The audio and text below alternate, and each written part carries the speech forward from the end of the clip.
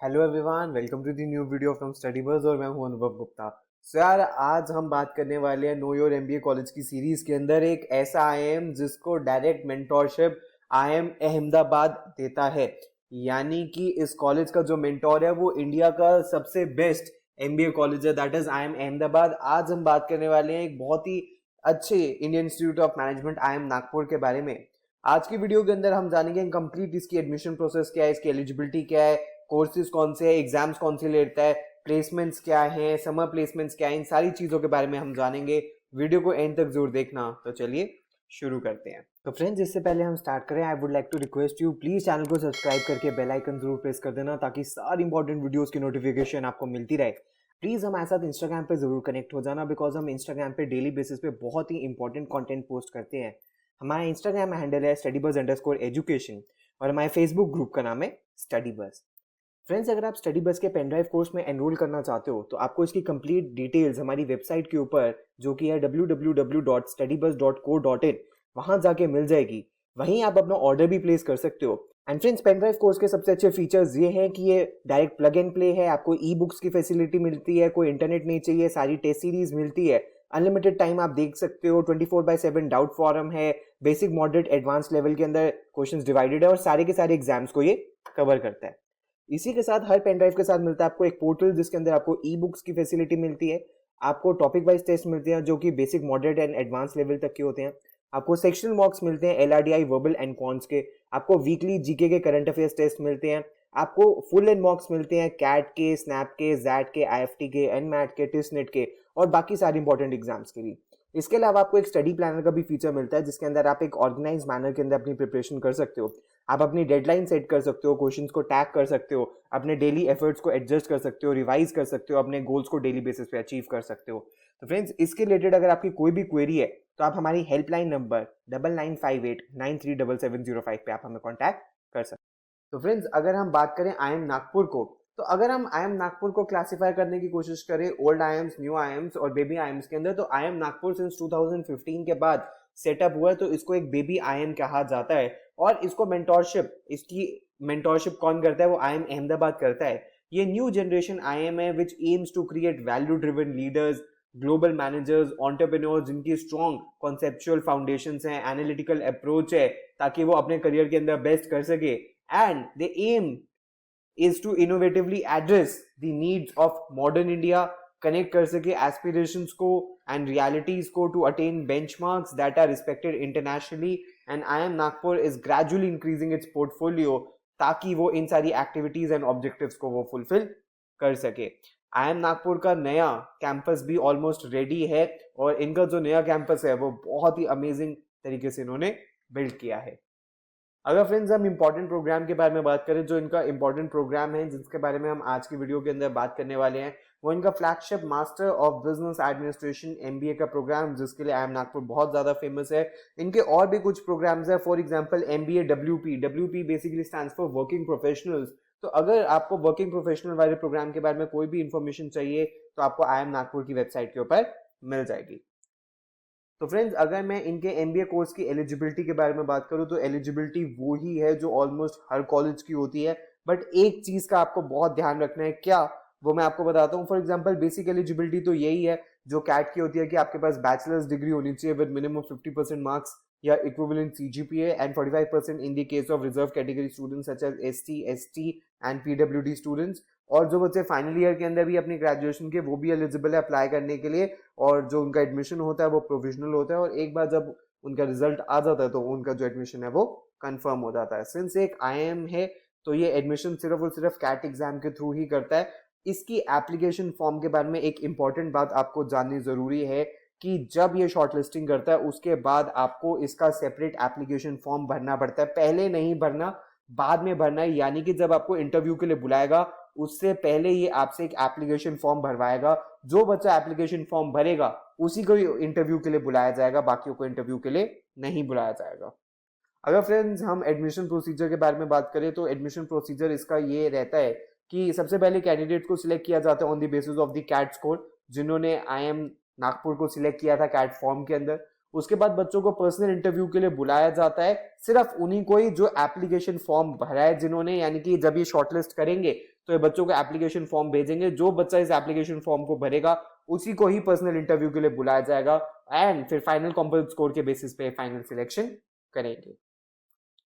अगर फ्रेंड्स हम बात करें कि अगर हमें शॉर्टलिस्ट होना है फॉर पर्सनल इंटरव्यू तो हमें कितनी मिनिमम कट ऑफ चाहिए, तो आपकी सीट आपकी स्क्रीन के सामने है। यहाँ पे आप सीट स्ट्रक्चर भी देख सकते हो।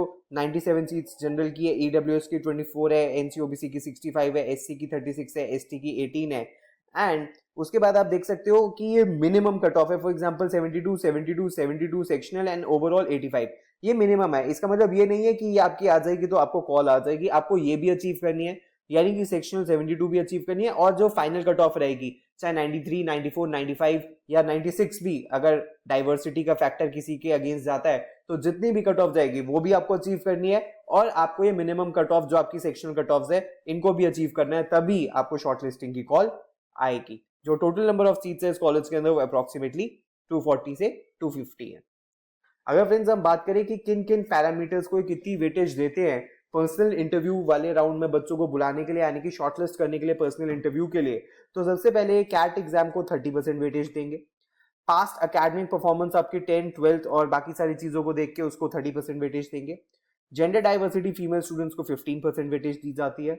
वर्क एक्स की 20% वेटेज दी जाती है and academic diversity engineers and non engineers की 5% दी जाती है। अगर मैं बात करूं फाइनल सिलेक्शन किस बेसिस पे होगा, तो फाइनल सिलेक्शन के पैरामीटर्स आपकी स्क्रीन के सामने है, जिसमें मैक्सिमम वेटेज पर्सनल इंटरव्यू की है जो कि है 40% वेटेज। कैट एग्जाम की यहाँ पे वेटेज सिर्फ 15% रह जाती है। पास्ट एकेडमिक परफॉर्मेंस की 10% है। क्वालिटी वेटेड वर्क एक्सपीरियंस यानी कि वर्क एक्स की जो वेटेज है वो 15% है एंड जेंडर डाइवर्सिटी 10% है, यानी कि जो फीमेल स्टूडेंट्स हैं उनको 10% मार्क्स एक्स्ट्रा मिलते हैं। तो ये इस तरीके से ये फाइनल सिलेक्शन करेंगे। तो यानी कि अगर आपको आईएम नागपुर को कन्वर्ट करना है तो आपको पर्सनल इंटरव्यू के लिए बहुत अच्छा से परफॉर्म करना होगा। अगर फ्रेंड्स हम सीट्स के बारे में बात करें तो जैसे कि मैंने आपको बताया था 240 से 250 सीट्स अप्रोक्सीमेटली इसके एक बैच के अंदर होती है, जिसमें से एक सीट आपको अपनी कन्वर्ट करनी है। अगर फ्रेंड्स हम फीस स्ट्रक्चर के बारे में बात करें तो फीस स्ट्रक्चर अभी रिसेंटली आईएम नागपुर की रिवाइज हुई है। तो जो इनका 2 ईयर का प्रोग्राम है उसकी जो फुल टाइम जो फीस स्ट्रक्चर है that is somewhere around 18 lakh rupees. और अगर मिसलेनियस एक्सपेंसेस, मेस चार्जेस और ये सारे ट्रैवल एक्सपेंसेस भी हम जोड़ लें तो 3 to 4 lakh rupees minimum additionally हमारे मिसलेनियस एक्सपेंसेस होने वाले हैं। यानी कि जो हमारी जो एजुकेशन है 22 लाख रुपीज प्लस के अंदर जाके बैठेगी।